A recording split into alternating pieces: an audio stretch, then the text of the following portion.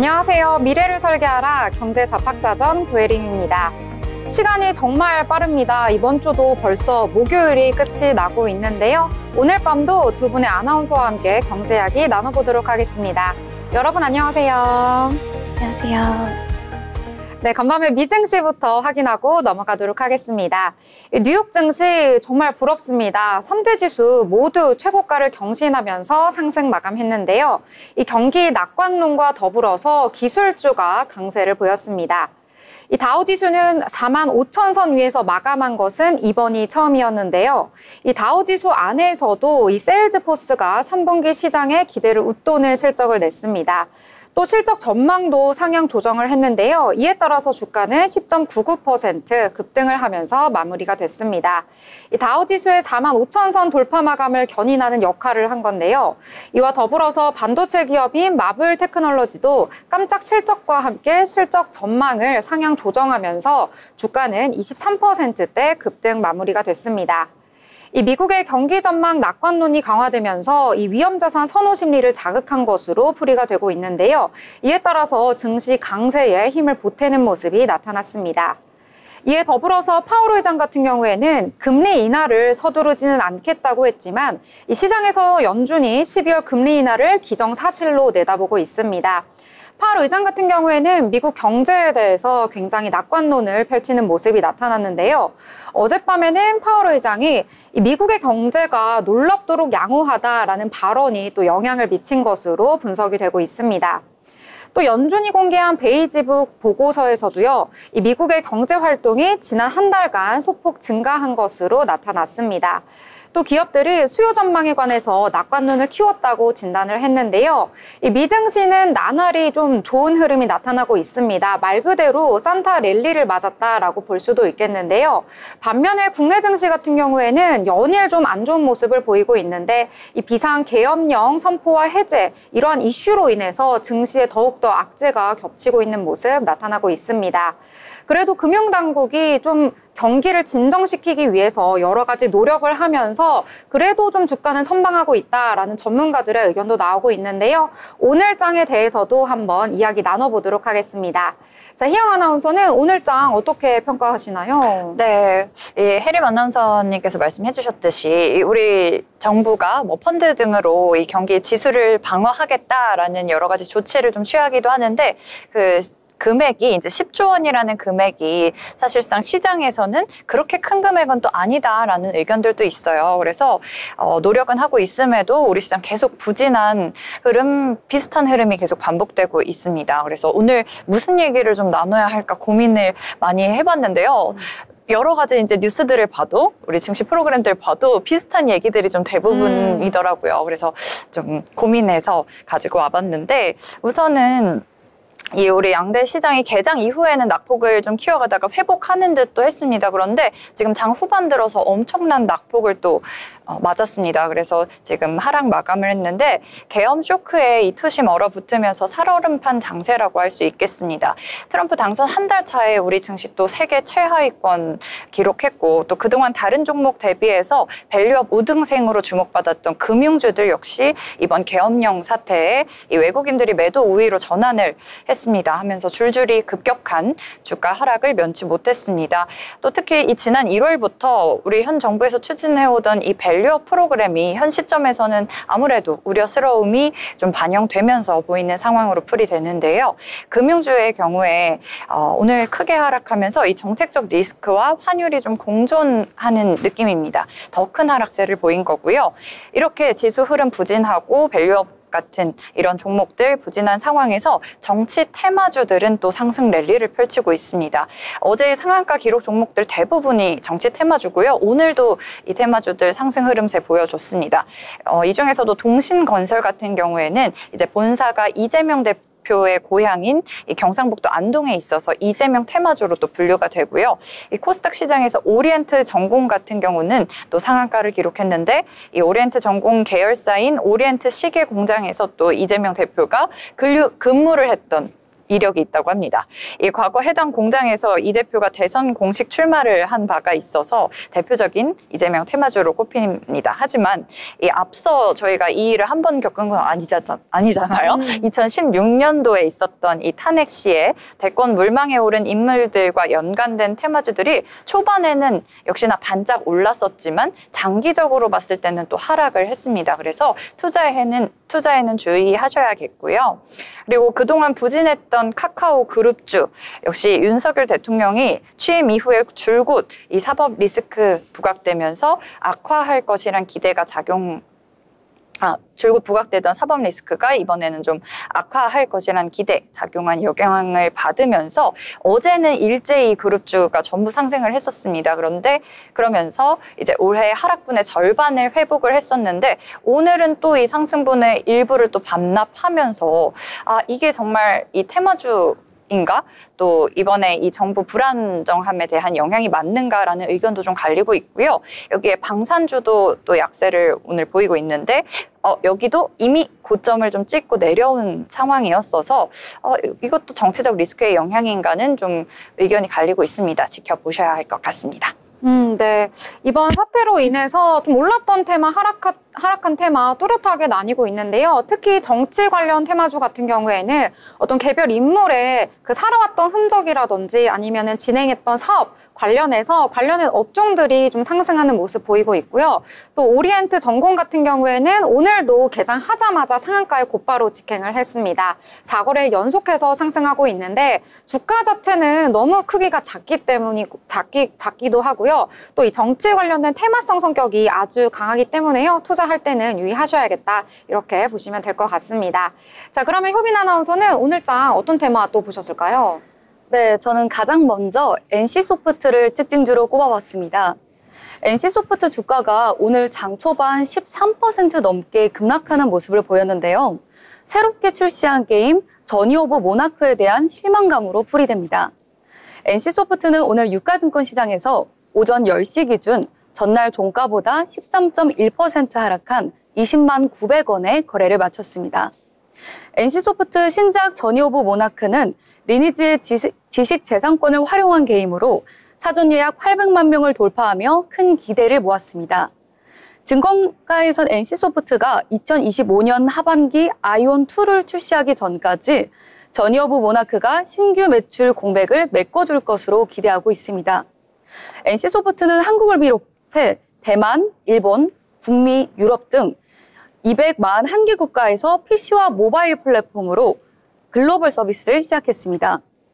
NC소프트는 출시를 앞두고 헐리우드 배우 티소미 살라메를 광고 모델로 선정하며 흥행에 공을 들인 작품이라고 합니다. 또한 방치형 게임인 저니 오브 모나크를 출시해 수익성 확보를 꾀했지만 시장에서는 기대치를 못 미치는 것으로 보여집니다. 방치형 게임은 직접 조작하지 않아도 캐릭터가 자동으로 임무를 수행하며 자원을 모으는 형태인데요. 개발비가 적어서 수익을 내기에 좋은 게임이라고 합니다. 앞으로의 신작 반응이 주가를 어떤 반응으로 이끌지 조금 더 지켜봐야 할 것 같습니다. 네, NC소프트 신작이 출시가 됐는데요.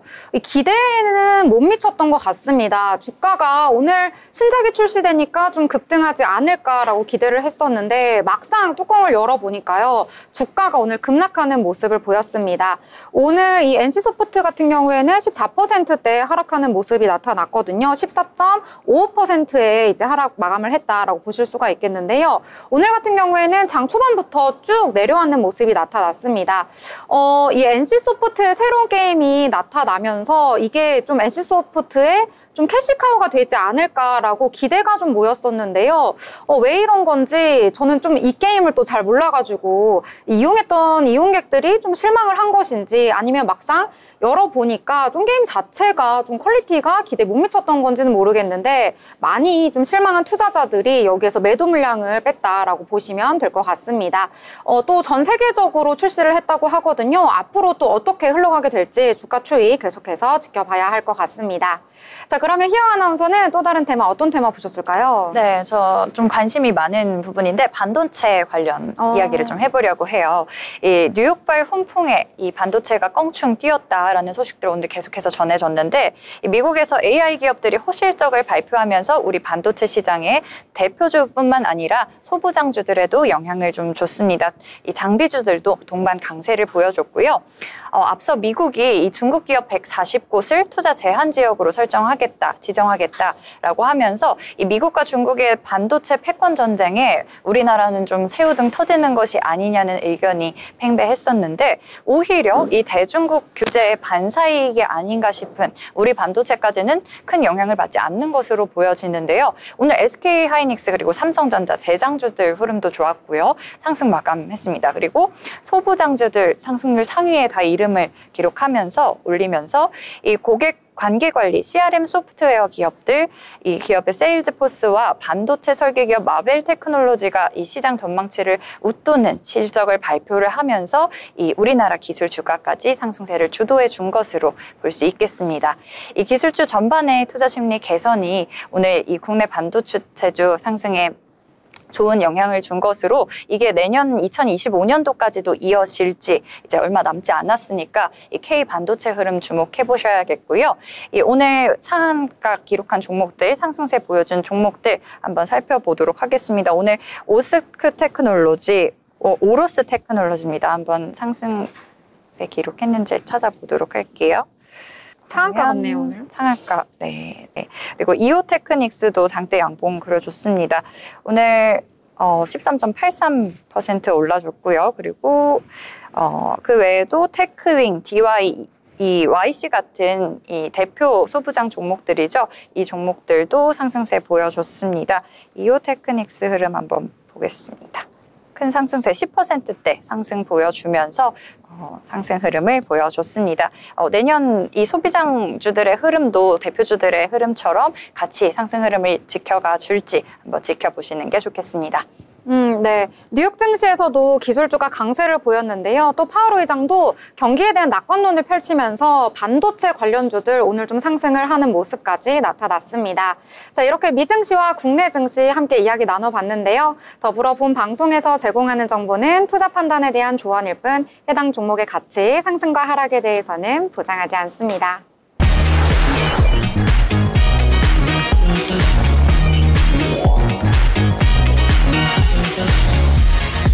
이번 시간은 이재규 기자와 함께 다양한 건설, 부동산 이슈를 알아보는 마켓 트렌드 시간입니다.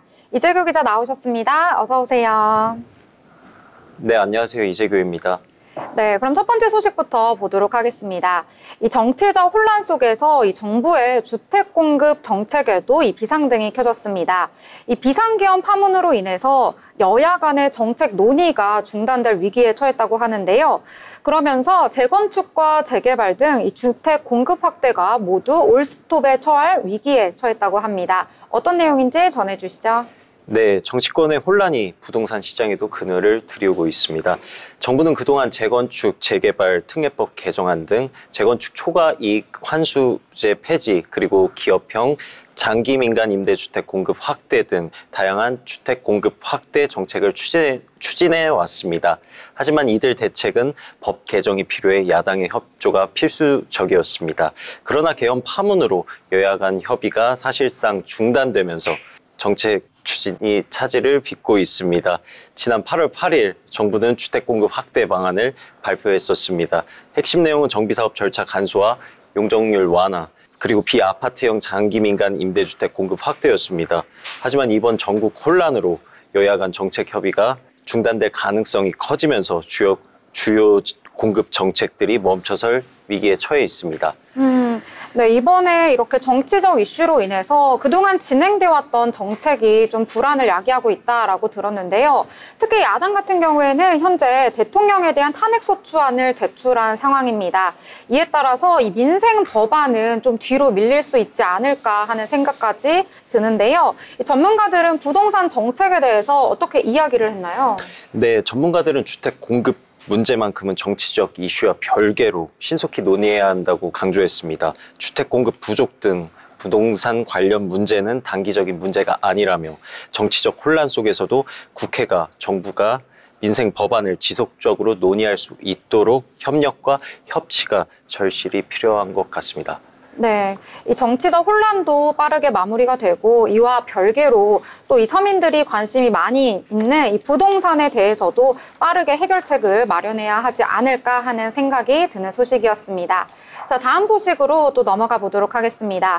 이 경영 개선 명령을 받은 무궁화 신탁이 매각 절차에 돌입했다고 합니다. 이 재무 상태 악화에 따라서 부동산 시장 침체 속에서 무궁화 신탁이 선택한 돌파구는 바로 매각이었는데요. 하지만 시장 상황이 녹록치 않아서 난항이 예상된다고 합니다. 어떤 내용일까요? 네, 경영 정상화 압박 속에서 무궁화 신탁이 매각 절차를 본격화했습니다. 최근 삼성 KPMG를 매각 주관사로 선정하고 인수자 접촉에 나섰습니다. 금융당국은 지난달 27일 무궁화 신탁의 경영 개선 명령을 내렸습니다. 이에 따라 무궁화 신탁은 내년 1월 24일까지 경영 개선 계획안을 제출해야 합니다. 네, 이번 이 매각을 통해서 이 경영 개선 명령에 따른 선제적 조치다라고 해석이 나오고 있던데요. 이와 관련된 내용은 어떤 내용인가요? 예, 맞습니다. 2003년 설립된 무궁화 신탁은 2009년 신탁업 인가를 받은 후에 부동산 신탁업에 본격 진출했지만 최근 고금리와 부동산 경기 침체로 인해 재무 상태가 악화되었었습니다. 금융당국의 주기적 스트레스 테스트에서도 취약도가 높은 신탁사로 분류돼 와 있었습니다. 과거 NH금융지주가 무궁화 신탁 인수를 검토했으나 리스크를 이유로 계획을 철회했고요. 수협 역시 건전성 문제로 인수를 포기했습니다. 시장에서는 책임준공 리스크가 걸림돌이 될 거라는 우려가 나오고 있는데 신한자산 신탁이 최근 658억 원 규모의 소송에 휘말린 사례처럼 대주단이 신탁사의 책임 준공 약정을 요구하는 사례가 늘고 있기 때문인 것 같습니다. 말씀해 주신 것을 보면 이 무궁화 신탁도 인수가 된다면 이 대주단에서 인수자에게 책임 준공을 이행 요구할 가능성이 클 것 같은데요. 네, 맞습니다. 무궁화 신탁도 인수가 된다면 대주단이 인수자에게 책임 준공 이행을 요구할 가능성이 큽니다. 원매자들은 이 같은 리스크를 떠안는 것이 새 신중한 입장을 보일 것으로 보이고요. 또한 무궁화 신탁은 현재 자회사인 K리츠 투자 운용 매각도 병행하고 있습니다. 이번 매각에서는 새 4곳의 원매자가 참여했으며 거래 규모는 약 600억 원으로 추정이 됩니다. 이외에도 현대자산운용, 무궁화 캐피탈 등 다른 계열사 매각 가능성도 제기됩니다. 전문가들은 경영 개선 계획이 구체화되기까지 무궁화 신탁의 매각이 쉽지 않을 것으로 전망하고 있습니다. 네. 이 부동산 경기 침체와 금융 리스크가 같은 문제가 두 가지가 다 겹쳐지면서 무궁화 신탁의 이 매각이 순조롭게 진행될지 주목이 됩니다. 자, 다음은 다른 소식이죠. 이 서울 강남구 대치동 음마아파트 재건축이 새로운 국면을 맞았습니다. 기존에 검토하던 중 상향 대신 이 공공 분양을 포함한 역세권 뉴홈 제도를 적용해서 용적을 완화하는 방안을 추진하기로 했는데요. 조합은 이를 통해서 조합원 추가 분담금 부담을 줄이겠다는 계획을 하는데 자세한 소식 들어보겠습니다. 네, 서울 강남 재건축의 대표 단지로 꼽히는 대치동 음마아파트가 재건축 사업성을 개선하기 위해 공공 분양을 포함한 역세권 뉴홈 제도를 추진 중에 있습니다. 음마아파트 재건축 조합은 기존에 검토하던 종상향 대신 지하철역 인근 용적률을 완화하는 역세권 뉴홈 제도를 활용해 용적률을 기존 300%에서 360%까지 늘릴 계획입니다. 조합 측은 이 같은 방안을 서울시와 협의하고 있으며 내년 1월 말 조합 총회를 통해 정비계획 변경안을 의결한 후에 서울시에 정식으로 변경안을 제출할 계획입니다. 네, 어쨌든 계획이 변경이 좀 된 거여서 이 재건축 조합 관계자 측에서는 어떤 반응일지 좀 궁금한데요. 네, 조합 측 관계자는 공공분양 물량을 포함시키는 대신 기부채납 부담이 줄고 조합원들의 부담해야 할 추가 분담금도 낮아질 것으로 기대하고 있습니다. 네, 이름부터 뉴홈 제도 기대가 좀 되는데 이 뉴홈 제도를 도입하게 된다면 어떤 효과들이, 어떤 장점들이 더 있을까요? 네, 현재 음마 아파트의 기존 용적률은 204%이며 법적으로 적용 가능한 상한 용적률은 300%에 있습니다. 하지만 정비 면적의 54%가 지하철역 250m 이내에 해당돼 1.2배인 360%까지 용적률을 완화할 수 있는 조건을 충족했습니다. 당초 검토했던 종상향은 용적률을 최대 500%까지 올릴 수 있는 장점이 있었지만 임대주택 비율이 높아지거나 기부 체납 부담이 커지는 단점이 있었습니다. 반면 역세권 유홈 제도를 적용하면 공공분양, 일반 분양, 임대주택의 비율을 30대 40대 30으로 조절할 수 있어 조합원들에게 유리하다는 판단입니다. 또한 정비사업 전문가는 공공분양을 포함해 용적률을 완화하면 재건축의 사업성이 개선되는 동시에 임대주택 비율을 줄일 수 있는 장점이 있다라고 말했습니다. 다만 공공분양 물량의 분양가 수익성은 변수가 될 수 있다고 전하였습니다. 네, 음마아파트는 지난 1976년 준공이 되어서요. 재건축 추진 28년째를 맡고 있다고 합니다. 현재 조합은 새로운 설계안을 마련 중이고요. 내년 조합총회에서 사업 변경안을 의결한 후에 이 본격적인 재건축 절차에 돌입할 계획이라고 하는데요. 이 서울 강남의 이 대표 재건축 단지죠. 음마아파트 역세권 뉴홈 제도를 활용해서 새로운 재건축 방식으로 사업성을 개선할 수 있을지 지켜보도록 하겠습니다. 자, 이렇게 오늘 다양한 이슈에 대해서 함께 알아봤습니다. 함께해 주신 이재규 기자 감사합니다. 네, 한국전통식품 품질인증 품목 수출협의회가 주최하는 한국전통식품 전시회 및 수출상담회가 지난 11월 3일부터 6일까지 도쿄 시부야에서 개최가 되었습니다. 오늘은 그 참여 업체 중 단미정 한과의 이인숙 대표를 만나보겠습니다.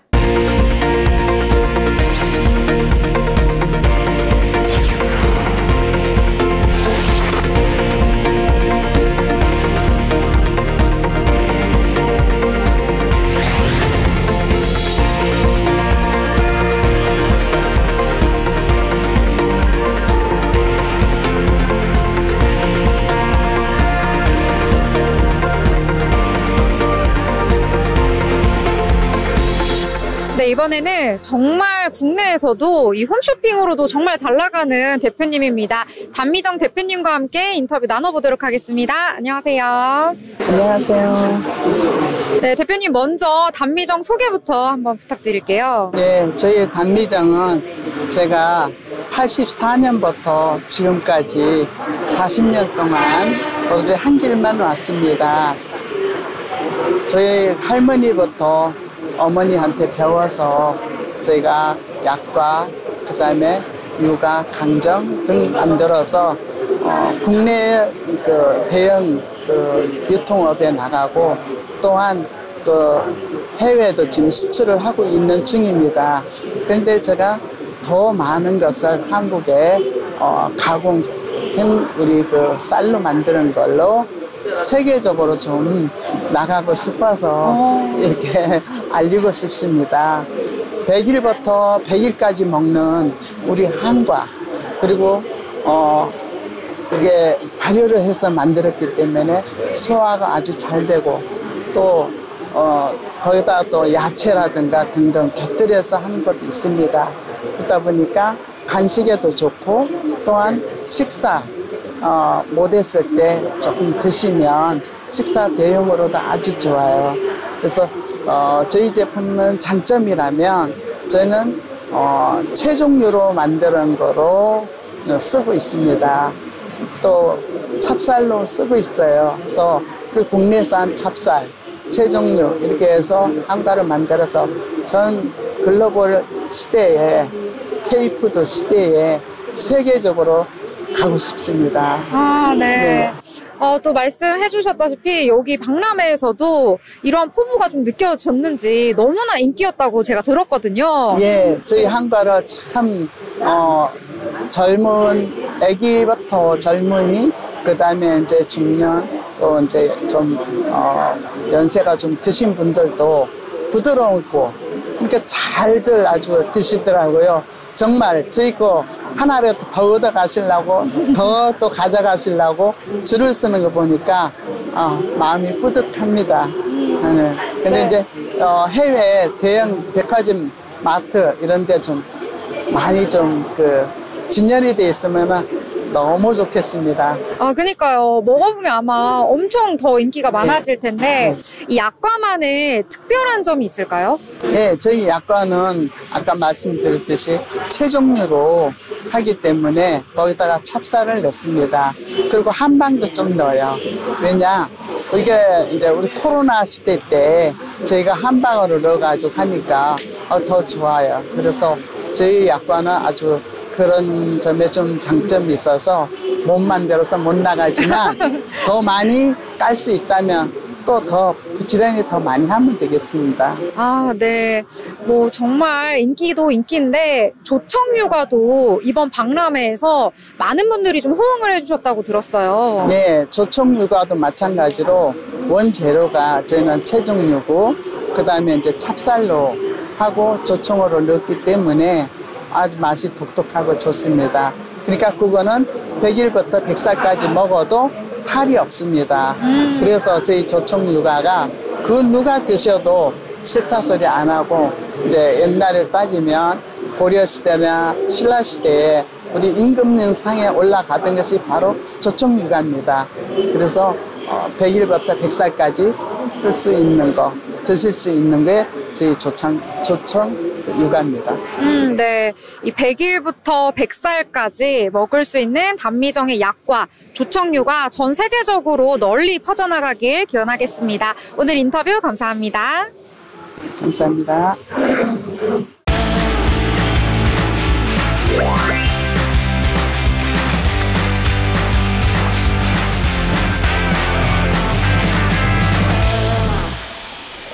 네, 이번 시간은 전국의 축제, 전시, 하프를 알아가보는 시간이죠. 어디 갈까 시간입니다. 자, 오늘은 서민희 아나운서와 함께 하도록 하겠습니다. 안녕하세요. 안녕하세요. 네, 이제 날씨가 겨울임에도 좀 포근하더라고요. 오늘은 어디로 떠나볼까요? 네, 제가 오늘은 겨울에 빠질 수 없는 얼음 낚시와 관련된 축제를 준비했는데요. 바로 양평 빙송어 축제입니다. 양평은 우리나라에서 맑은 물로 유명한 곳인데요. 양평에서도 이곳, 바로 수미마을은 농촌 관광의 메카라고도 불립니다. 물 좋고 자연 좋은 이곳에서 양평 빙송어 축제가 열린다고 하네요. 네, 맞아요. 이 겨울에 빠질 수 없는 재미가 얼음 낚시라고들 하는데 두 분은 체험해 보셨어요?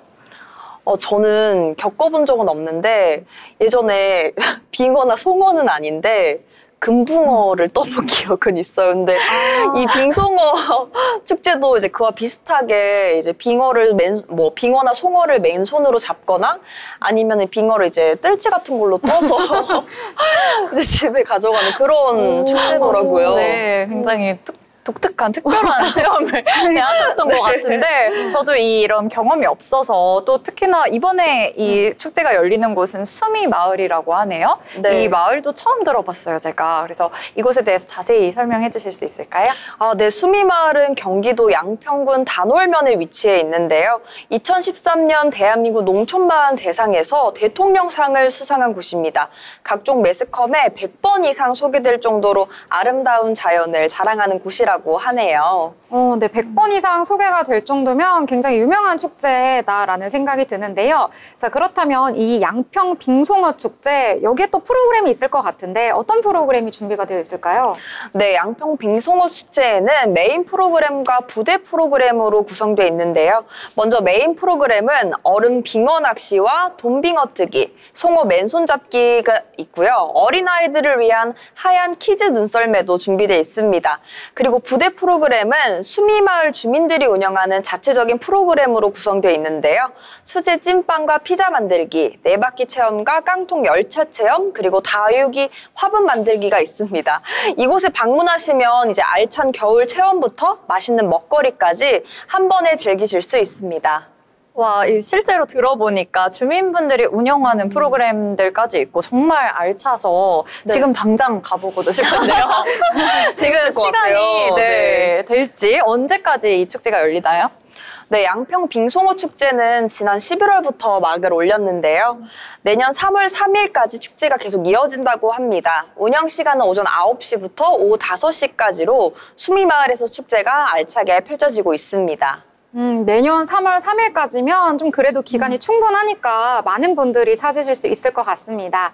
자, 그럼 이 축제를 더욱더 알차게 즐기기 위해서 혹시 필요한 준비물 같은 게 있을까요? 네, 준비물이 있습니다. 제가 이제 시청자분들을 위해서 알짜배기 준비물을 제가 알려드리려고 하는데요. 여러분 이제 눈썰매라든지 아니면 겨울을 체험하면은 아무래도 눈이 있다 보니까 이제 옷 같은 게 이제 물에 많이 젖고 축축해지고 하시잖아요. 그래서 축제를 이런 제대로 겨울철 축제를 즐기기 위해선 바로 이제 방수 장갑과 방수 바지 그리고 여벌옷이 필수로 이제 필요합니다. 그리고 아이와 함께 축제를 떠난다고 하면 아무래도 겨울철에 눈과 관련된 축제다 보니까 추위에 대비할 수 있는 따뜻한 핫팩이나 담요 같은 것도 넉넉하게 챙겨가시는 게 좋을 것 같습니다. 네, 겨울 축제다 보니까 이 추위에 대비할 수 있는 다양한 용품들 좀 센스 있게 챙겨가시면 좋을 것 같습니다. 자, 오늘은 이렇게 양평 빙송어 축제에 대해서 다양하게 알아봤습니다. 함께해 주신 서민희 아나운서 감사합니다.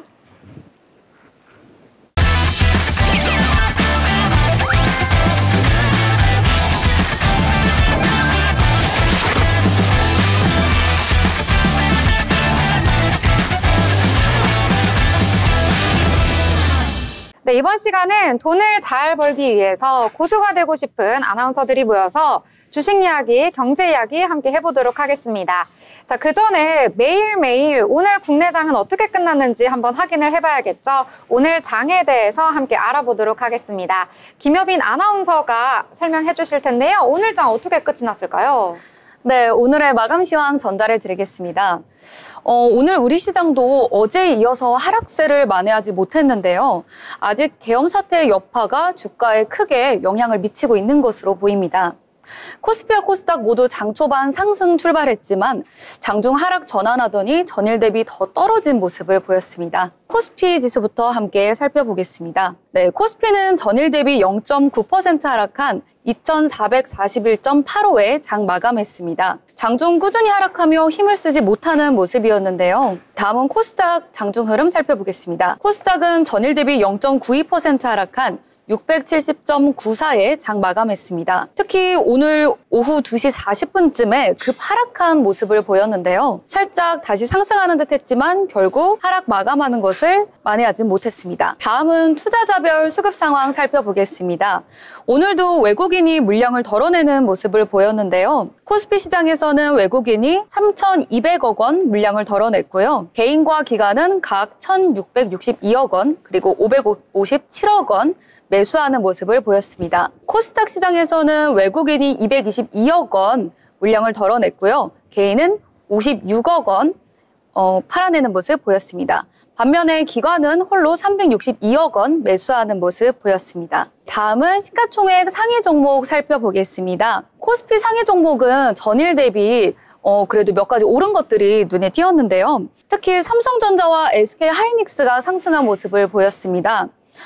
이는 전일 뉴욕 증시에서 기술주 중심으로 반등하는 모습을 보였는데요. 그래서 저희의 반도체 기술주도 함께 오르는 모습을 보였습니다. 그리고 이 중에서도 단일 눈에 띄는 것은 바로 시가총액 6위인 고려아연인데요. 전일 172만 원을 넘기며 신고가를 경신했는데 오늘 200만 원까지 도달하며 새로운 신고가를 기록했습니다. 과연 어디까지 올라갈지 굉장히 많은 이목이 집중되고 있습니다. 다음은 코스닥 상위 종목 살펴보겠습니다. 코스닥 상위 종목은 대부분 하락하는 모습을 보였는데요. 그중에 HLB가 1.53% 상승했고 시가총액 6위인 휴젤이 3.05% 상승하는 모습을 보였습니다. 나머지는 대부분 하락하는 모습을 보이며 좋지 않은 모습을 보였습니다.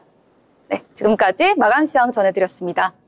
네, 오늘 시장도 역시 좀 분위기가 좋지 않게 마무리가 됐습니다. 코스피 같은 경우에는 전일 대비 0.9% 하락하면서 2441선에서 거래를 마감했는데요. 특히 계속해서 장중에 낙폭을 키우는 모습 나타났습니다. 결국에는 거의 저점까지 다가오면서 마무리가 됐고요. 코스닥 같은 경우에는 전일 대비 0.92% 하락하면서 670선에서 거래를 마쳤습니다. 장중에 좀 플러스로 전환하려는 시도는 있었지만 결국에 막판에 중간에 하락 전환하면서 오늘 거의 저점에서 마감을 했다라고 보시면 될 것 같고요. 수급별로 살펴보시면은요, 코스피에서는 외국인이 매도 그리고 기관이 매수하는 모습 보였는데요. 외국인이 매도한 물량이 훨씬 더 크기 때문에 지수를 방어하기는 좀 어려웠다라고 보실 수가 있겠고요. 코스닥 같은 경우에도 외국인은 매도, 기관은 매수로 대응을 했는데 물량이 크지는 않았습니다. 이 정치적 리스크 때문에 국내 시장에서 계속해서 외국인들 물량을 출회하는 모습이 나타나고 있는데요. 특히 그중에서도 금융주의 매도세 오늘 좀 강하게 나타났습니다. 어제도 외국인들이 매도한 그러한 물량 중에서 대부분이 금융주였거든요. 근데 오늘도 마찬가지로 좀 금융주를 중심으로 매도하는 모습이 나타났고요. 코스피는 그래도 좀 상단에 위치한 종목들 혼조세 보이면서 마감을 했다라고 보실 수가 있겠고, 코스닥 같은 경우에는 상단에 위치한 종목들 거의 다 파란불을 켜면서 오늘 마무리가 되었다라고 보시면 될 것 같습니다. 오늘 장에서는 역시 좀 정치 테마주 관련한 종목들이 좀 상승하는 모습을 보여줬고요. 개별 이슈를 가지고 있는 종목들만 상승을 했다라고 보시면 될 것 같습니다. 자, 그럼 오늘 장에 대해서도 함께 이야기 나눠보려고 하는데요. 희영 아나운서는 오늘 장에서 그래도 좀 괜찮게 본 종목 어떤 게 있을까요? 네, 이 시장에 지금 이렇다 할 좋은 소식이 좀 없습니다. 그래서 좀 분위기를 전환해보려고 가지고 온 건데 종목을 가지고 왔어요. 두 분 혹시 뷰티에 당연히 지금 미모들이 관심 많으실 것 같은데 네, 뷰티에 관심 많으신가요? 네, 정말 많죠. 어느 쪽 그러면 좀 관심 있으세요? 그럼 뭐 화장품 쪽도 많고 이런 뷰티 기기에도 관심을 많이 갖고 있거든요. 기기 사용 많이 하세요? 제가 이제 혼자서 해본 적은 없고 저는 주로 이제 병원에 가서 전문가에게 가는 쪽을 택하긴 하는데 요즘 네. 이제 홈 기기가 많이 나와서 조금 관심이 가긴 하더라고요. 네. 저는 깜짝 놀란 게 오늘 그 준비한 내용 보니까 APR인 거예요. 네. 근데 제가 그 지난달에 이제 일본에 다녀왔는데 그때 제가 면세점에서 뷰티 기기를 하나 샀거든요. 네. 근데 그게 바로 APR. 사오셨어요? 부스터 프로를 제가 부스터 프로를 딱 사오셨어요? 네. 맞춤 준비를 해왔네요.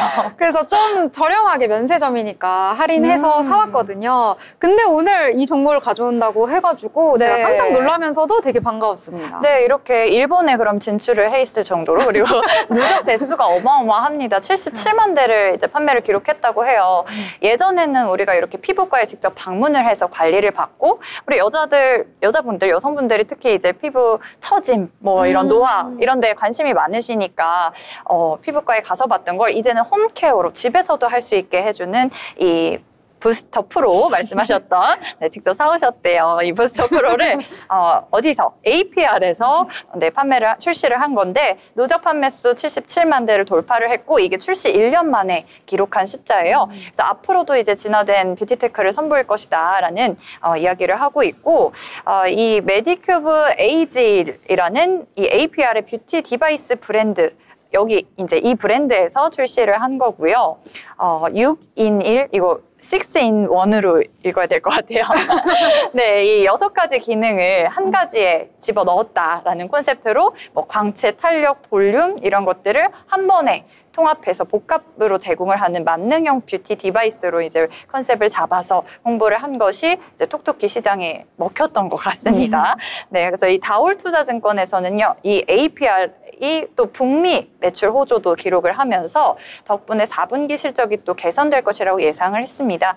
그리고 3분기 실적은 기대치를 좀 하회를 했었는데 4분기에 블랙 프라이데이를 대비한 이 선적으로 운반비가 좀 전분기 대비 60억 원 정도 증가할 영향이라고 합니다. 그래서 이때를 기대하면서 다만 이제 블랙 프라이데이 기간 동안 구글 트렌드 그리고 아마존 베스트셀러 집계를 볼 때는 이 4분기에는 APR 이 북미 매출의 호조를 더욱더 기대한다고 합니다. 그래서 성장 가능성이 좀 있는 종목으로 오늘 좀 재밌게 얘기해봤습니다. 네. 이 뷰티 쪽, 그러니까 화장품 쪽으로도 좀 이렇게 외국에 인기가 많은데 이 뷰티 기기 쪽도 엄청 인기가 많고 그리고 병원에서 요즘에는 그런 울세라 뭐 이런 것들 하잖아요. 리프팅. 그래서 그런 것도 인기가 되게 많다고 하더라고요. 비싸요. 그러니까요. 네. 좀 추천해 주실 것들이 있나요, 혹시? 저 좀 이것저것 많이 받아서. 근데 울세라, 저는 그 슈링크 있죠. 그걸 네. 좀 주기적으로 받는 편인데 주의하셔야 될 점은 피부가 좀 얇아진다고 합니다. 네, 또 그래서 이럴 때는 좀 부스터 프로그램으로 네, 이 얇아지는 피부를 좀 보완을 해주고 좀 여러 가지를 같이 받는 게 가장 효과적인 것 같더라고요. 혹시 또 뭐 추천할 만한 거 있을까요? 저는 인모드 가장 추천하는데요. 이제 인모드는 울세라만큼 가격대가 비싸지도 않고 한 10만 원 초반대로 조금 접근성이 좋거든요. 근데 이제 다만 좀 아쉬운 점은 받고 나면 멍이 많이 들어가지고 다운타임이 한 2주 정도 걸려서 네, 마스크를 쓰고 다니셔야 될 수도 있다. 그리고 이제 한 달 간격으로 3번 이상 받아야 좀 효과가 좋다고 합니다. 너무 자세해서 좋았어요. 그러니까 그럼 2주면은 그럼 회복 기간이 좀 걸리는 편이네요. 맞아요. 사람마다 이제 멍이랑 붓기 정도는 다르긴 한데, 대부분은 일주일 이상은 멍이 많이 들더라고요. 이렇게 꿀팁 얻어가면 너무 좋은 것 같아요. 왜냐면 제가 이 뷰티 디바이스도 저희끼리 이렇게 이야기를 하다가 그때 오셨던 그 아나운서분이 뷰티 기기 홈케어를 하는 걸 좀 강조하시더라고요. 제가 그걸 듣고 APR에서 부스터 프로를 구매를 했거든요. 그래서 오늘 또 다양한 정보를 취합을 했으니까 또 새롭게 알아보도록 하겠습니다. 네, 시청자분들도 이런 꿀팁들 함께 얻어가시면 좋을 것 같네요. 자, 그러면 또 다른 테마 함께 알아보려고 하는데요. 효빈 아나운서는 어떤 테마 보셨을까요? 네, 제가 다음으로 준비한 특징주는 노브랜드입니다. 노브랜드는 글로벌 패션 브랜드로 오전 10시 기준으로 12% 넘게 상승하는 모습을 보였는데요. 전날 하락하다가 오늘 다시 크게 상승하는 모습을 보였습니다. 이는 노브랜드가 전날 장 마감 이후 무상증자 계획을 공시한 데 영향을 미친 것으로 보입니다. 여기서 무상증자는 주식 대금을 받지 않고 기존의 주식 보유자들, 즉 주주들에게 주식을 나눠주는 것을 뜻하는데요. 대표적인 주주환원 정책으로 꼽히며 주가의 호재로 보통 나타납니다. 노브랜드는 보통 한 주당 신주 한 주를 배정하는 100% 무상증자를 결정하면서 강세를 보였는데요.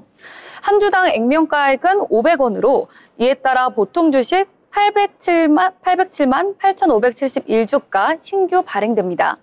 신주 배정일은 오는 19일, 신주 상장 예정일은 오늘 2025년 1월 13일입니다. 갭이나 의료복, F&B 등 여러 구매자로부터 주문을 많이 받으면서 실적 성장이 이루어질 걸로 보이는데요. 아웃도어 인수 효과가 실적에 본격적으로 반영되면 연결 순이익은 200억 이상 나올 것으로 예상한다고 합니다. 1994년 설립된 노브랜드는 글로벌 패션 브랜드의 의류 제품을 직접 디자인하고 제작하는데요. 고객사로 월마트와 대형 할인점뿐만 아니라 갭이나 리바이스, H&M, 그리고 락앤본 등을 확보하고 있습니다. 네, 노브랜드 이야기해 주셨는데요. 무상증자 100% 결정이 나오면서 오늘 급등하는 모습을 보여줬습니다. 라오스에도 이제 매장을 1호점을 열었다 이러한 소식도 같이 전해졌거든요. 그리고 라오스에는 1+1 이렇게 판매하는 게 별로 없다고 하는데 노브랜드에서 1+1으로 좀 제품들을 판매한다고 해요. 그래서 라오스의 그 현지에서도 좀 인기가 크지 않을까 이러한 기대감까지 겹치지 않았을까 이런 생각까지 덧붙여 보도록 하겠습니다. 저는 오늘 장에서 뭐 여행과 항공 테마 한번 봤는데요. 이 관련된 종목들 오늘 좀 하락하는 모습을 보여줬습니다. 이 보고서가 나왔는데요. 이 하나증권에서 12월 4일부로 이 계엄령은 해지가 됐지만 이 영국과 이스라엘에서 한국에 대한 여행 경보를 발령을 했고요. 또 미국과 일본 등의 국가에서도 이 자국민 대상 주의를 당부하는 내용이 전해졌다고 합니다. 그래서 이제 한국으로 여행을 오는 이 해외 여행객들이 좀 줄어들지 않을까 하는 내용이 담겼다고 하는데요. 더 큰 문제는 또 환율이라는 언급까지 덧붙였습니다. 이 12월 4일 이 달러원 환율은 전일 대비 7.2원이 상승하면서 1,410원에 마감이 되었는데요. 이 당분간은 1,400원대 위에서 좀 움직이지 않을까 하는 이야기가 담겼다고 합니다. 그 환율이 지속될 것이다라는 내용이 담긴 건데요. 이 환율이 높아지게 되면 아무래도 외국에 갈 때 좀 부담이 되게 되잖아요. 그래서 항공사의 수요와 비용 측면에서도 모두 부정적인 영향을 미친다라는 내용이 리포트에 담겼다고 합니다. 이에 따라서 오늘 장에서는 한진칼, 티웨이홀딩스, 진에어, 부산에어 같은 종목들이 모두 하락을 하는 모습 나타났고요. 여행 관련 테마도 오늘 하락을 했습니다. 참 좋은 여행을 더불어서 노란풍선 같은 종목들 오늘 하락을 했다. 이렇게 보시면 될 것 같습니다. 자, 그러면 또 다른 테마 한번 알아보려고 하는데요. 어떤 테마 또 보셨을까요? 이번에는 저번에 우리 혜림 아나운서께서 원래는 좀 미증시 종목들을 좀 이렇게 애착을 갖고 계셨던 것 같은데 코인 얘기를 좀 했었어요. 맞아요. 네, 코인으로도 수익 보고 계신가요?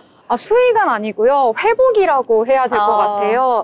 한 3분의 1 정도 남아 있었는데 이제 반토막으로 줄었다라고 해서 회복을 좀 하고 있었는데 또 최근에 다시 좀 위기가 오긴 했습니다. 그렇죠. 아무래도 지금 미 증시 영향 따라서 미국이 또 우리한테 주는 영향 따라서 또 달러와 영향 따라서 계속해서 이 오르고 내림을 좀 반복해 가고 있는 것 같은데 저는 수익을 조금 봤었거든요. 이게 이번에 이제 옛날에 계셨던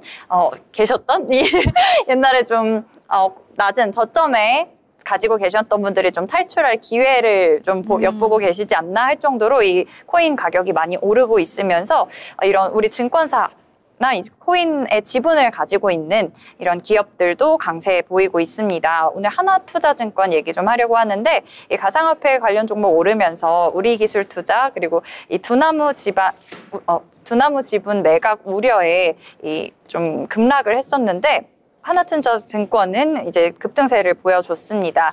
어제 대비 15% 오른 4,275원의 종가 형성했습니다. 이 하나투자증권은 국내 최대 가상화폐 거래소 업비트 운영사 이 두나무의 지분을 보유하고 있으면서 이 가상화폐 거래소 빗썸 운영사인 빗썸 코리아의 지분을 보유한 이런 T사이언티픽 그리고 이제 대주주인 위지트 등도 함께 세 종목 모두 다 오름세를 보여줬습니다. 네, 이렇게 비트코인 좀 연일 최고가를 이제 경신을 하다가 오늘 10만 달러 넘었다 이런 기사까지 봤거든요. 앞으로 더 오를지 한번 지켜보시면 좋을 것 같습니다. 자, 효빈 아나운서는 오늘 정치 관련 테마주에서 이 종목을 하나 보셨다고요? 네. 앞서 앞쪽에도 이제 간단하게 설명 주셨는데요. 제가 다음으로 꼽은 특징주는 동신건설입니다. 윤석열 대통령의 비상계엄 선포 여파로 이재명 더불어민주당 대표의 이목이 주목되고 있는데요. 그래서 그와 관련된 테마주들이 일제히 상한가를 찍고 있습니다. 동신건설은 전거래일 대비 29.83% 오른 35,250원에 장 마감했습니다. 동신건설은 본사가 이 대표 고향인 경상북도 안동에 있다는 이유로 이재명 테마주로 분류되고 있는데요. 동신건설의 최근 일주일간 외국인 기관 매매 내역을 보면 외국인은 14,306주를 순매수했으며 기관은 1,202주를 순매수했습니다. 같은 기간 주가는 44.41% 상승하는 모습 보였습니다. 또 다른 이재명 테마주인 에이텍도 이틀 연속 상한가를 기록했습니다.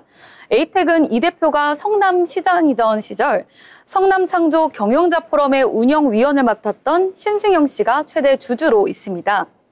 에이텍의 계열사인 오리엔트전공도 30% 오른 1,911원의 상한가를 기록했습니다. 이 외에도 일성건설, 토탈소프트 등 이재명 테마주로 불리는 종목들도 모두 상한가를 기록하고 있습니다. 네, 정치적 이슈 계속해서 경제까지 영향을 미치고 있는 것 같습니다. 이 탄핵소추안 발의가 되었고 표결은 7일에 한다고 제가 기사에서 본 것 같거든요. 이 이후의 상황이 또 어떻게 될지 우리 주가에는 어떤 영향을 미칠지 함께 살펴보시면 좋을 것 같습니다. 자, 저희 방송과 함께 하시면서 미래를 위한 전략, 포트 함께 만드시길 바랍니다. 더불어 본 방송에서 제공하는 정보는 투자 판단에 대한 조언일 뿐 해당 종목의 가치, 상승과 하락에 대해서는 보장하지 않습니다.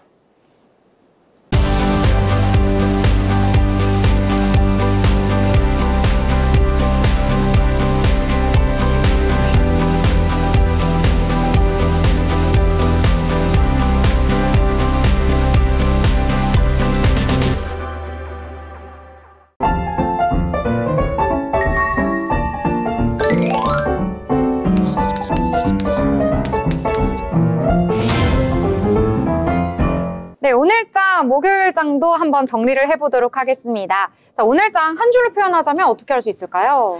네, 한 줄로 간단하게 표현하자면 외국인 돌아와 라고 뽑아왔는데요. 오늘 그만큼 코스피와 코스닥 우리 시장 모두에서 외국인이 물량을 덜어내는 모습을 보였어요.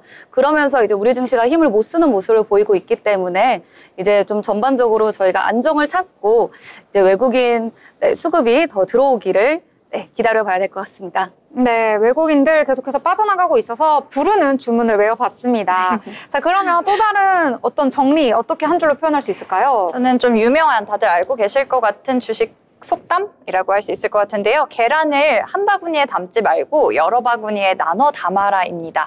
이 한 바구니에 계란을 다 넣어서 들고 다니다가 떨어뜨리면 다 깨지기 마련이잖아요. 이렇게 우리 증시 좀 불안정할 때는 불안감도 좀 커질 겁니다. 그래서 자산을 좀 분배를 해서 여러 곳으로 나눠 놓자. 약간 이런 의미로 말씀드려봤습니다.